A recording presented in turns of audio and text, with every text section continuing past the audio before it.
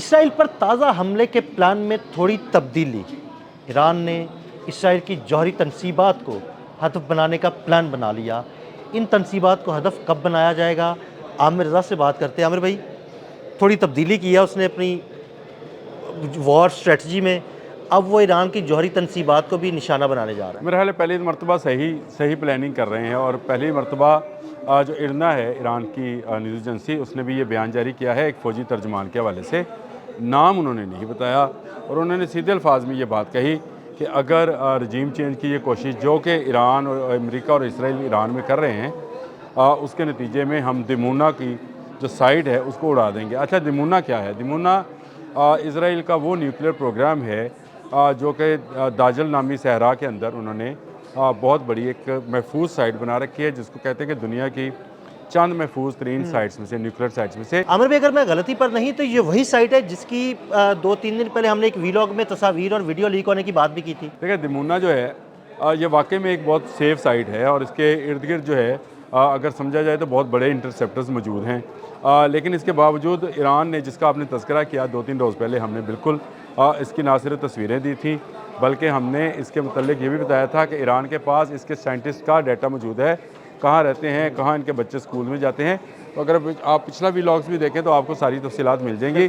अब इसी को लेकर रॉयटर्स ने भी एक स्टोरी की है कि दिमूना जो ख़तरे में है, ये न्यूक्लियर साइट जो है इस पर हमला हो सकता है अगर इसराइल और अमेरिका ने किसी ईरानी न्यूक्लियर साइट पर हमला किया तो।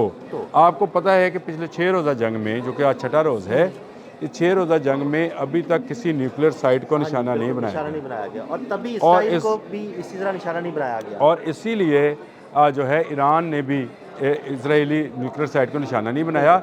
लेकिन ये धमकी ये नहीं है, ये जो बात की गई है जिसको इंटरनेशनल मीडिया भी उछाल रहा है, वो ये है कि अगर आपने रजीम चेंज करने की कोशिश की। देखें, डोनाल्ड ट्रंप का कल एक बयान आया था कि जो रजीम चेंज का नया पासदारान इनकलाब का सरबराह आएगा या ईरान का जो सबसे बड़ा ओहदा है सुप्रीम कमांडर का, जिसके पास आएगा हम उसको मार देंगे।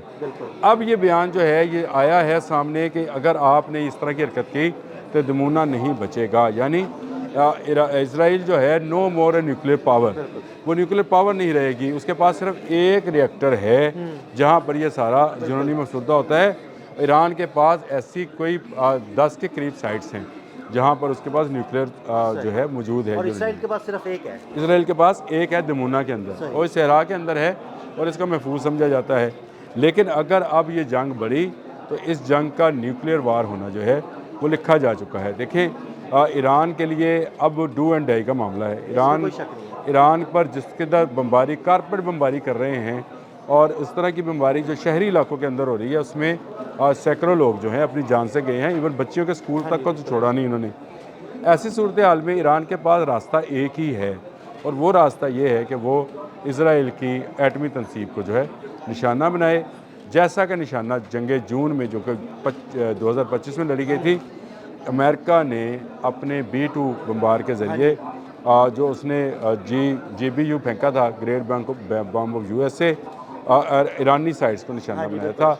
और अब भी ईरान ने ये क्लेम किया है, आपको याद है 2 दिन पहले ईरान ने कहा था कि नंतर्स के अंदर जो उनका एटमी रिएक्टर है उस पर हमला हुआ है। तरदीद किसने की थी? अमेरिका और इसराइल ने, कि हमने नंतर्स में कोई हमला नहीं किया है। और उसकी बुनियादी वजह यह है, उनको पता है कि ईरानी बैलिस्टिक मिसाइल्स जो हैं अगर वो मार्क 15 की स्पीड पर आए 15 गुना आवाज़ की रफ्तार से, तो उसको रोकना मुश्किल होगा। और इसराइल की ये न्यूक्लियर साइट जो है ये ख़तरे से दुचार, ख़तरे से क्या, तबाही की तरफ चली जाएगी। लेकिन इससे एक और नुकसान और भी होगा कि इससे ताबकारी फैलेगी और जो ताबकारी फैलेगी उसमें अरब ममालिक भी उसकी लपेट में आएंगे। बड़े मुतासिर होंगे। इसराइल के इर्द गिर्द सारे अरब ममालिक बैठे, तो वो भी इसकी ताबकारी में लपेट में आ सकते हैं और ख़ुद इसराइली भी जो हैं उनकी जान को भी ख़तरा होगा। तो ये मैं ये समझता हूँ कि इस जंग को बंद कराने के लिए इस तरह की जो बात करना है ये बड़ी अहम होगी, क्योंकि दोनों तरफ की न्यूक्लियर साइट्स जो हैं वो दोनों मुल्कों के लोगों के लिए मौत का पैगाम हो सकती हैं। और ताबकारी अगर खारिज होना शुरू हुई तो ये फिर रुकेगी नहीं और ये एटमी जंग में तब्दील हो जाएगी। कल आपने मेरे साथ डिस्कस किया था कि एक साबिक ब्रिटिश जो हैं एम्बेसडर, उन्होंने भी ये बात कही कि जो वर्ल्ड वार है 3 वो शुरू हो रही है और ये न्यूक्लियर वार होगी और इसमें इसके बाद प्यूटन का भी एक बयान सामने आया तो उन्होंने कहा कि ये जो पुतिन का कह रहा हूँ, दतीरी का जो हाँ कि जी, साबिक बिल्कुल, सदर है साबिक उनके, सदर है उनके। दतीरी का एक बयान सामने आया था, दतीरी मेदोफ उनका नाम है, उनका बयान सामने आया था और उन्होंने कहा था कि ये जंग हिरोशिमा और नागासाकी इसके सामने खिलौना होंगे खिलौना होंगे। और यूरोप सफ़े हस्ती से मिट जाएगा बिल्कुल ऐसे ही। अगर ये जंग शुरू होगी और रशिया जो है इस एटमी जंग में दाखिल हुआ तो फिर किसी के लिए कुछ नहीं बचेगा। तो ये मैं समझता हूँ कि इस न्यूक्लियर साइट दिमोना को तबाह करने का जो बात है, ईरान अब तक जो कह रहा है वो कर रहा है। ऐसे ही है, ऐसे ही है, बिल्कुल ऐसे ही है। ईरान ना पीछे हटा, ईरान ने ना सरेंडर किया, ईरान ने तमाम उन साइट्स को निशाना बनाया जो साइट्स जो हैं अमेरिका के ज़ेर इस्तेमाल थी और उन इन हमलों तमाम में साइट्स इस्तेमाल हुई। और इन हमलों में इस्तेमाल हुई। और इसके अलावा उनके जो दफातर थे, CIA के दफातर थे या उनके कमांड एंड कंट्रोल सेंटर्स थे, उनको भी निशाना बनाया। बिल्कुल ऐसे। हफ्ता के कतर के अंदर जो उनका अल-अदीद एयरबेस का कमांड एंड कंट्रोल, जो सबसे बड़ा इस खत्ते का सबसे बड़ा कमांड एंड कंट्रोल सेंटर है, वो तबाह हुआ। इसराइल का जो दिफाई कम्प्लेक्स है उसके अंदर कमांड एंड कंट्रोल सेंटर को तबाह किया। तो ईरान जो कह रहा है वो कर रहा है। और अगर ईरान ये कह रहा है कि दिमोना जो है इसको तबाह किया जाएगा तो वो तबाह कर देगा। ईरान की बैलिस्टिक मिसाइल प्रोग्राम के अंदर ऐसे 20 मिसाइल मौजूद हैं इस वक्त भी जो इस दिमोना पर गिराए जा सकते हैं और इससे तबाह बर्बाद किया जा सकता है। ईरान सिर्फ इस बात से डरता है, जो ईरान की अपनी मेरा ख्याल है कि अभी भी कोशिश है कि ये जंग ख़त्म हो जाए, अमन हो जाए। ईरान हरगिज़ ये नहीं चाहता है कि ये जंग बढ़े, वो चाहता है कि ये जंग ख़त्म हो और उससे जो है उस पर जो पाबंदियाँ हैं उसको हटाया जाए। वैसे भी आमिर भाई, ये जंग शुरू भी ईरान ने नहीं की, ईरान ने तो अपना दिफा किया। जंग तो शुरू की अमेरिका और इसराइल ने। इसराइल असल में तो इसराइल ने शुरू की। ईरान तो पहले से भी ये चाहता था कि जंग ना हो। आपने बिल्कुल सही पॉइंट किया। मुज़ाकरात कर रहा वो तो कह रहा था कि मैं मुज़ाकरात करने जा रहा हूँ। और अभी भी जो उनके अब्बास अरागची हैं उनका ये बयान आया है सामने कि हमने ये जंग शुरू नहीं की है, ये जंग अमेरिका और इसराइल ने शुरू की है और हम ना जंग चाहते थे ना जंग करते हैं। लेकिन जिस तरह की हरकतें की जा रही हैं, उन्होंने कहा कि जो बहरे हिंद में हमारा जहाज़ डुबोया गया है, देखें वो निहत्था जहाज़ था, बिल्कुल निहत्था जहाज़ था और वो जंग में शरीक नहीं था। जंग में शरीक नहीं था, उसको डुबोया गया है। वो भारत की साजिश है किस तरह से उसको डुबोया गया है, क्योंकि श्रीलंकन जो बहरिया है वो तो इनकार कर रही है कि कोई आबदोज नहीं आई इस तरफ, ना कोई तारपीडो चला है। यानी ये भारत ने ये जहाज़ डुबोया। देखें ये इंटरनेशनल रिव्यू के लिए गया था जिसमें दुनिया के और ममालिक भी भारत में गए थे। अब मुझे बताएं कि भारत जैसे धोखेबाज मुल्क ने ईरान का, जो कि उसका ईरान समझता रहा कि भारत उसका दोस्त है, हम कहते रहे कि दोस्त नहीं है, ये दुश्मन है, उन्होंने ना सिर्फ जहाज़ डुबोया बल्कि डूबने दिया सैकड़ों लोगों को जो इस जहाज़ पर सवार थे।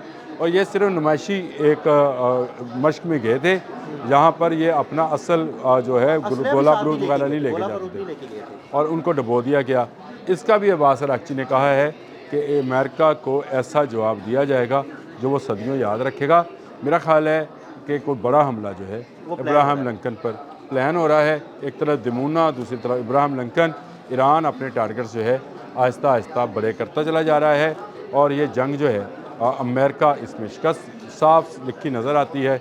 अमेरिका पीछे हटेगा, अमेरिका इन मुज़ाकरात पर वापस आएगा क्योंकि इसराइल की बका अमेरिका समझता है कि उसकी बका है और यहूदियों को बचाने के लिए अमेरिका मैदान में आया है और यहूदियों को बचाने के लिए ही ये सुलह। आज आपने एक और बड़ी बात कर दी। आप पीछे जितनी बातें आपने की कि मुज़ाकरात नाकाम होंगे, इसराइल पहले हमला करेगा, हफ्ते के दिन हमला होगा, ये सारी बातें काम बिल्कुल सच साबित हुई। आज आपने कहा है कि अमेरिका पीछे हटेगा और मुज़ाकरात की टेबल पर आएगा। हो सकता है कि आपकी ये बात भी सच साबित ये भी होगी, ये मैं आप देख लीजिएगा। अब ज़रा चंद दिन गुजरने तो दें, ज़रा इस जंग में बढ़ने तो दें, अमेरिका को ज़रा ग्राउंड पे तो आने दो। अभी तो हवा में उड़ रहा है ना, ज़रा ग्राउंड में आएगा तो उसको पता चलेगा। आप ये देखें कि आज के दिन ही एक साबिक नेवल ने जो अमेरिकन सेनेटर है उसके हंगामा राई की और उसने कहा कि हम इसराइल की वार क्यों लड़ें। उठ गई आवाज़ें। मैंने आपसे कहा था अमेरिका के अंदर हंगामे शुरू होंगे।